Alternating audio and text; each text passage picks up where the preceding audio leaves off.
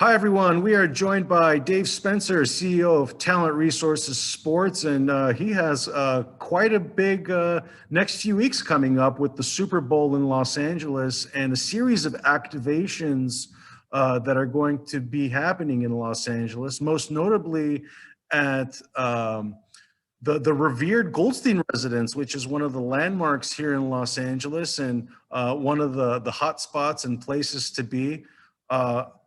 Dave, thank you very much for taking the time. I know you got a lot of tricks up your sleeve that weekend with some big names, some big brands.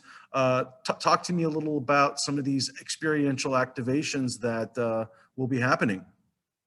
Absolutely. Again, thank you for having me on. I'm actually on my way up to the Goldstein house. I find myself up there quite frequently. It's always a pleasure and a joy to get to visit the house, which, as you said, is one of the premier LA landmarks for those who know. So our agency really creates, the genesis of our agency was creating partnerships on behalf of consumer brands that want to activate, leveraging our relationships in sports and celebrity. So we do a number of different social and digital marketing deals, which is more of our transactional business throughout the year. And then for the sake of Super Bowl, NBA All-Star, the ESPYs, the Oscars, Coachella, all of these celebrity-driven moments, we always have a presence at. So our strategy really is to go out 2 years in advance and identify and secure high value real estate. We're not the type of agency that likes activating in a traditional type of venue like a nightclub or a hotel ballroom. So we're always trying to think out of the box and also do something that's endemic to the city that we're activating in. So because of our relationship and having an incredible track record with activating at the Goldstein house, Super Bowl, doing something at Super Bowl there for the week was really a no-brainer for us as far as the activations we have there. So we've partnered with Bloomberg Media, and we are bringing back a sports business summit that will be telecast live on their network. It'll be a continuation of what we did in Miami. And that is really a thought leadership conference that is talking about current events in sports, professional athletes that have transitioned well off of the field, speakers like Rich Paul, who is LeBron James's agent, some athletes that are local to Los Angeles like Baron Davis are part of the panel, and then team owners and people that are really influential making things happen behind the scenes in sports. So that's one of our activations in at the Goldstein house, and that'll be on Friday, February 11th. The next day we have a brunch that is co-hosted with Neiman Marcus, which has a big presence here in Los Angeles.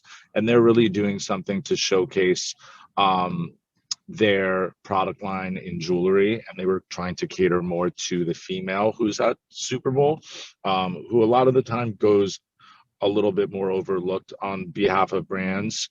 So that will be a brunch that will be catered by Craig's, which is, for those who also know, is one of the premier LA sort of celebrity-driven eateries. They're actually, Craig is our partner at the Goldstein house throughout the whole weekend. So those are two of the events. We're going to also be offering a viewing event at the house that's going to be catered by Craig's as well on Sunday. I think the pricing for the Super Bowls is just to walk into the stadium is about $6,000 or $7,000 at this point. So a lot of people will be priced out of going to the game, unfortunately, and some people don't really want to necessarily go for that stadium type of experience. So an offering at the Goldstein house is something we felt that would be really an added value to the LA market and to our partner brands and people within our network that want to go and be part of the Super Bowl but not necessarily attend the game.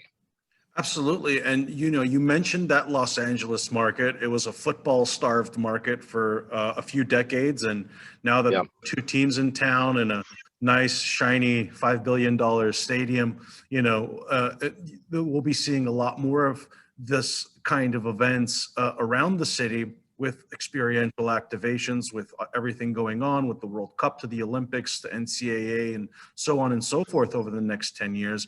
Let's talk about the Los Angeles market and what kind of doors that opens to you that perhaps you might have not had in the past with Miami and New Orleans and Arizona and some of these other hotspot destinations that the Super Bowl always lands in. Yeah, I mean, the Super Bowl hasn't been here since 1993. So it's been quite a while, but luckily LA is that city that is the perfect blend of entertainment, culture, and sports. So there are other events that do happen here throughout the calendar year, like the ESPYs that we traditionally do activate at. NBA All-Stars happened here before in the past, as you know. So it is a city that does love their events. But what LA brings as an advantage is, other than the infrastructure, the incredible climate that it offers, is really a built-in audience of talent that we are planning on really relying on. Our network of different athletes, celebrities, and entertainers really stretches far and wide, but a lot of them, as you know, people would probably guess, are based here in Los Angeles. So having that talent pool here for us to lean on, whether they're for performances at Sports Illustrated, for the Saturday night event that we're doing in Century City with Jack Harlow, or with throughout the weekend, we're going to be relying on our network of those different celebrities. So that's certainly an advantage that happens here in LA. Also, I think, going through the situation that we've gone through with the pandemic over the past couple of years, people are really eager to get out and about, and socialize. And LA provides that type of environment, in that there's a lot of space, there's a lot of outdoor spaces, and the venues that we've selected have been very deliberate in that thinking, in that they are all indoor outdoor spaces. The Goldstein House certainly is an indoor outdoor space, as is the Century Park in Century City. So we have what we feel to be the most premier high value real estate in the most centralized locations that can avoid traffic and are the best for logistics as well. And you're working with media entities in Bloomberg and Sports Illustrated. You're also working with notable brands as Neiman Marcus. What are your partners and these brands? What kind of communication are they giving you? What are they looking to seek out of events like this? What are their KPIs per se? I mean, for them, I think, as is any brand that comes to us to engage, they're really looking to tap into our relationship equity in the pop culture space. So whether those are athletes that are on the rise, established superstars, legends who have retired subsequently from their chapter in professional sports, but also the celebrities that we engage with throughout the year, they're really coming to us to tap into that, to our relationship. So rather than go to maybe a traditional agency that can offer them their roster of talent, they come to us because we have more of a general overview of who they should engage with, what types of celebrities are trending up, who's moving the needle for different brands and different categories, and then we can really help advise them without having the fiduciary duty that a traditional agency would have with talent. So we're able to really give them more of an unbiased view, which is what we pride ourselves on as an agency like Talent Resources Sports. Mm-hmm. And you're going up against a lot of competition and penetrating through the noise. There's a lot of stuff going on. Everyone is trying to create their own brand marketing and resonate not only with other clients and businesses, but with consumers. How do you separate yourself from the pack? How do you make sure that you have the best event of that weekend? I think, by the way, that's a great question. In the years I've been doing this, not many people have asked me that. And that's more than a fair and valid question. I think really our pedigree of having been at not only Super Bowl, but at these events throughout the years has really set a really high threshold, not only for us, but for the rest of the market. And really and bringing a product to market that people feel comfortable in, not only from a safety standpoint, but from a quality and a customer experience. So like, we know that we're doing something right when an Elon Musk comes to our event as a guest, or Paul McCartney. We have a great built-in audience of celebrities that we work with, captains of industry and team owners that we work with throughout the year. And then when Super Bowl comes, we're the first call that they get, because we've set a very consistent and a high quality experience. And I think a lot of that starts with, again, doing something out of the box and building our event destinations around high value real estate that people normally wouldn't get the opportunity to go and see or to be a part of. And, you know, for us, it's about continuing to cultivate relationships. A lot of people don't realize that so much happens. Like the Super Bowl for us in the marketing world, everything happens before that first ball is kicked. It's the leading up to the Super Bowl where relationships are either created, solidified, revitalized in the sports marketing and the marketing world. And it's such an important moment for people to be able to network and catch up with one another. And we really create that curated type of destiny that people, that C-suite executives, that celebrities and athletes find themselves wanting to be in, to be able to network and develop their relationships. So for us, while we want everybody to have fun and it's around the backdrop of Super Bowl, it's a very deliberate and curated type of experience that we offer to market, in that we're there to try to facilitate and create relationships among members of our network for events and for that supersede the weekend of Super Bowl. Mm-hmm. And, you know, this is just one element of marketing. I mean, obviously the Super Bowl, not only for the product on the field, it's known for all of the product off the field, namely the commercials, these multi-million-dollar spots that brands have to pay in order to have a conversation and put themselves in the presence of consumers. Do you feel as if brands are perhaps transitioning their budgets into marketing like this, away from television? Because from what I see, a lot of brands, you know, they might have a social media strategy, or, you know, they might have to do something on Twitch or a second screen. Obviously, Experiential is a product of that. Do you feel as if brands are moving away more from TV and into these kinds of marketing? Yeah, I think the reality of today's marketing world is that people are, and you just touched on it, are on in front of multiple screens. And I think that trend has certainly gone up over the past couple of years, and brands that are even advertising on traditional networks are driving traffic to other screens and on other platforms. I remember there was I think it was the 7-Up commercial or the Sprite commercial last year that really drove people to engage with their brand by counting the amount of times their logo appeared in a commercial and driving them to Twitter to answer those types of questions, those trivia questions. Certainly the younger demographic is in front of an alternate screen, and the trend is going in more and more in that direction. We do a tremendous amount of social media deals for different brands that have diverted their budgets from traditional forms of media. So absolutely. And then as far as the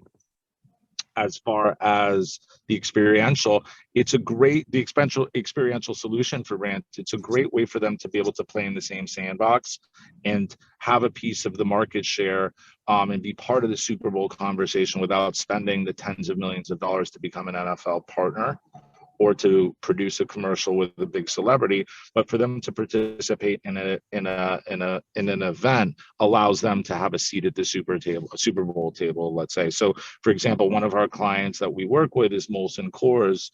They want to be able to have make some noise at the Super Bowl. What we have to work through is knowing that Anheuser-Busch is wearing Bud Light during the season, during Super Bowl, and they're coming to alternative solutions, us to give them recommendations on how to activate, and we're providing those solutions from through experiential marketing.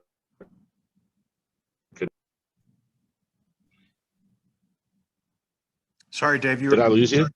You were breaking up there a little bit towards the end, but I think we stabilized our connection. And as a follow-up to that, you know, let's talk about the location, the Goldstein Residence. I've actually had the pleasure of checking that out in person years ago during another experiential activation. So I'm very familiar with the space. I was there for NBA All-Star. Which one were you at? I was at the NBA All-Star Weekend by Turner a few years ago. Yes, that was our event as well. So our Oh, agency actually manages the house for larger scale events, and then during moments like NBA All-Star, Super Bowl, the ESPYs, we become the client. So for NBA All-Star in 2018, we did Bleacher Report on Friday night, and then we did Steph Curry with Under Armour the next night, and that's sort of like the model of our business as far as experiential is really try to amortize costs for our clients by putting in multiple events and inserting different categories that can coexist together. But as far as specifically with the Goldstein house, it's incredible. You've been there. It was built in 1959. The current owner, Jim Goldstein, is an LA celebrity, and really because of social media has become a bigger celebrity, and he's one of those people that's definitely very recognizable. But the house has been the site of incredible films that have been shot there, like The Big Lebowski, Charlie's Angels, most recently Space Jam 2, and it played LeBron's house in that film. And it's one of those prized pieces of real estate in Los Angeles that is very infrequently open to the public. And whenever people have the opportunity to go, the venue itself becomes such a draw. So I'm always privileged and honored to be able to go up to the house as freely as I do and be able to have the ability to activate there for our partners and for us as Talent Resources Sports, and be able to bring to life great events at the Goldstein Residence. But it certainly is one of those things that's very difficult to convey until you're there. And I can sit and tell you how great the house is, but unless you're there and lucky enough to be able to get up there, it's a whole nother world. So he's actually expanded the house since you were there in 2018 to almost increase it by about 40%. He's added a whole nother entertainment space in addition to the only Infinity Edge tennis court in the world, a poured to concrete nightclub, and now he's got a whole nother entertainment terrace. The only other event we've done there is for Amazon and Michael B. Jordan. So Super Bowl will be really its debut, and we're really excited about bringing it to life. absolutely. And what in relation to the house, how many times a year would you say you do an experiential activation there? What's the general number per year? Jim is well, see, the thing is like Jim is extremely particular about what events happen at the house, and he's really the curator of the residence. Obviously, in addition to living there and bringing his vision to life, he's really particular about what events happen there. So there are a lot of events that come to us to activate there that we have to turn down because of he's extremely particular and selective. So when we get, we try to limit the amount of events that happen there probably to about 4 to 6 a year. Nothing really on the level of what we've done there as far as NBA All-Star or what we're planning for Super Bowl. That happens very far and few between because it's not a very cost-effective place to activate in, but one we feel we like taking the risk in because of the atmosphere that it brings with the backdrop of Los Angeles and the pedigree that the house has with the celebrities that have been there and the great campaigns that have been shot there. Mm-hmm. Would you, obviously, you might be a little biased, but would you say it's one of the most desirable locations to do an activation for a brand in all of Los Angeles? What's the perception that you get? I think it is I am biased, but I think it is the most desirable location in Los Angeles. It's one of these places that can never be replicated. It never will be replicated, but it also takes somebody to understand what Jim has created and what his vision has been over the last 49 years of owning the house to where it is now. So you have to be able to get it. You have to be able to understand, the event that you want to do has to be able to showcase this certain type of LA lifestyle, which is a perfect, which the house is like a perfect embodiment of. So you have to sort of get what the house stands for and build in your marketing position to try to leverage the asset of the house as best you can. So some people walk in there and they don't know what the F the house is. They're like, what is this? There's a nightclub in the house. Why is there an LED screen here? Like, who is this guy? But 9 times out of 10, I like taking people up there because I like to see people's reactions, especially those who haven't seen the house, because everybody's reaction is different. And I love to just see that. Like, that sort of fuels me, and fuels my passion, my agency's passion for the house. And that's why we always like trying to bring the right events there, because it's something that is extremely unique and different. Yeah, well, one of my favorite parts outside of the spectacular views and exquisite design and just the, thought-provoking elements to the house is the gallery of photographs that Jimmy has right along Club Goldstein. So it's nice to really see this the space curated as well too. And I feel like you get a sense of the personality that he is just by immersing yourself in the space as well too. And it's really a unique space. Looking forward to checking it out again this Super Bowl weekend. And since we're talking about the Super Bowl and a lot of the playoff seating has already been determined, we need your expert pick right now on what that Super Bowl matchup is going to be. I mean, listen, honestly, pick the opposite of whatever I pick, because I'm, very, very far and few between correct. But I do like the Green Bay Packers to make it all the way, which would probably mean that the Green Bay Packers, you should bet against the field. But I don't know. I don't know. I have to say at this point, the Green Bay Packers look extremely strong, so that would be my vote. And who would be on the AFC side representing the Super Bowl? I think it's still open right now. I'm going to hold off on my position right now until this week, and then I'll have to come back and let you know. There you go. We got an extra football week in the 2022 season now. So you got one more game to make your expert prediction. Yeah, and that's true. That's actually something that was very interesting for us. We normally don't take like a very large lodging position in Los Angeles. But when we did find out through some of our sources in professional sports that they were planning on extending the season, what we did was we went to some of the marquee hotels in Los Angeles. Really, our activations are based around Beverly Hills. So we were able to secure rooms at the Peninsula. We took over the part of the Beverly Wilshire and the Viceroy L'Ermitage. So we took about a 300 room position before the announcement was made. And then luckily, obviously, our sources were correct, but all of our rooms for the lack of I think 10, we have 10 or 11 rooms left. So we're very, very bullish on Super Bowl attendance in Los Angeles. We know that, from the network that we speak to on a daily basis, that there's a lot of excitement, and we just have, are cautiously but very, very optimistic about what the Los Angeles Super Bowl is hopefully going to bring for the city.